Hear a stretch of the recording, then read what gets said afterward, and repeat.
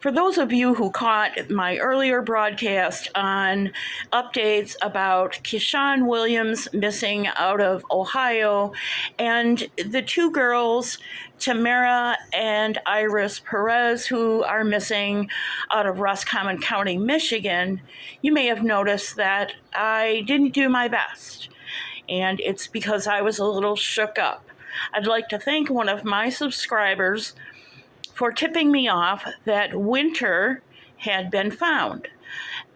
And in truth, I knew that because when I went to double check the two teenage girls, Tamara and Iris Perez, Amber Alert to see if one had been issued, I noticed right away that there was only one Amber Alert that was current, and that is Keyshawn Williams.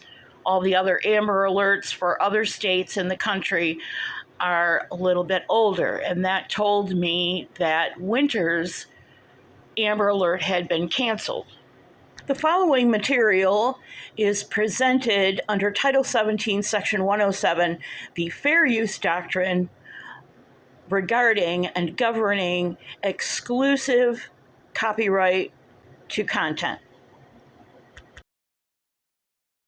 Of course, as you mentioned, this is not the outcome any of us wanted, but now police say they're going to do a very thorough and deliberate investigation to make sure that Wynter's killer is brought to justice. Now, this all started in Lansing on Sunday night when we're told that Wynter's mother was stabbed multiple times by her ex-boyfriend, Rashad Trice. Now, she was able to get away and go to a neighbor's house and ask for help and call police. But when police arrived, Trice was gone, and so was Wynter. Trice was arrested 6 hours later in St. Clair Shores, but he would not disclose where Wynter was. The 3-day-long and over 100-mile extensive search ended around 6:50 Wednesday evening when unfortunately Wynter's body was discovered on the east side of Detroit in the area of Olympia and Irwin, and now authorities are not sharing very many details beyond that. I know that you in the media and the community are anxious for information, and we are sensitive to that. But we'd ask you to understand that we cannot provide further information about the investigation because we want to put our best foot forward and preserve the integrity of the prosecution. This is not the outcome anyone had hoped for. And I promise law enforcement will see that the family gets the justice that they so deserve. Now, before Wynter's body was discovered, Trice was already facing 14 charges in Ingham County Prosecutor's Office, including assault with intent to murder and domestic violence. So we will continue to follow this very unfortunate story. Live in Detroit, I'm Kara Hay, 7 Action News. Local 4 News starts now with a breaking news alert. A tragic end to the search for a missing 2-year-old Wynter Cole Smith. Detroit police find her body in an alley on the city's east side. The toddler was abducted from her Lansing home Sunday night after investigators say her mother's ex-boyfriend took the little girl. Police took him into custody in St. Clair Shores in the early hours Monday morning. There was no sign of Wynter, and he refused to tell police where she was. Then, late tonight, Lansing police confirmed the discovery. Right now, our hearts are with the family of Wynter Cole Smith. We saw a community show endless amount of support and assistance in help finding Wynter, and now we need the same support and love for the family as they grieve. This is not the outcome anyone had hoped for. Our Mara McDonald is live on Detroit's east side tonight. Mara, the alleged kidnapper is not talking, but his phone data sure tells a story. Karen, exactly. Sources are telling us that it is the data dump from that phone that has essentially been quarterbacking all of law enforcement's efforts across the state as they look for Wynter. In essence, they are looking in all the spots where his phone shows he was there for more than a few minutes. This spot here on the east side is one of them.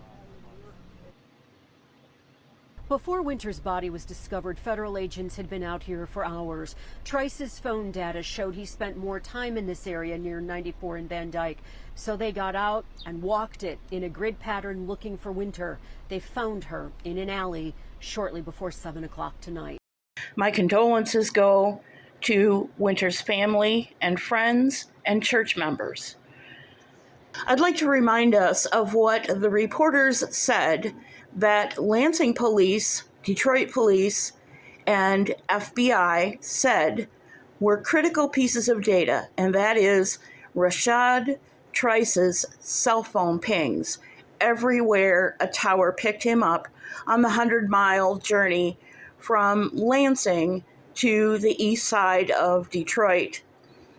It was his locations for more than a few minutes, the reporter told us, that told police where to find both Rashad Trice and eventually Wynter Cole Smith. I'd like to remind us also that Wynter Cole Smith was 2 years old. She was born in 21 and she is now deceased in 23. Her name means something to me. Most of you are aware who follow my channel that there is another little girl, a 7-year-old now, who went missing in 21, and her name is Summer. This broadcast is not about Summer. It's not about the differences between North and South, black and white, age differences, or rural versus big city police departments and resources. But I would like to remind us again that the critical data that broke this case for Wynter Cole Smith and her family was cell phone tower pings.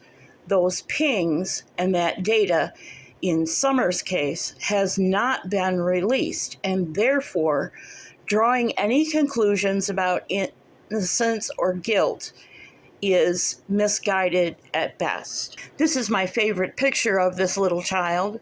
Her bright eyes and her happy smile will live on in my memory until my memory fades at some point in the future. I wish her family well. I wish them comfort and healing, and I wish them the joy that they will find when they see her again someday.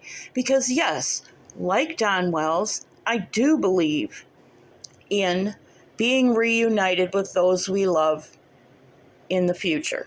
I wish with all my heart that this was not the news that I was tasked with bringing you. But it is what it is. God bless you. I'll see you real soon.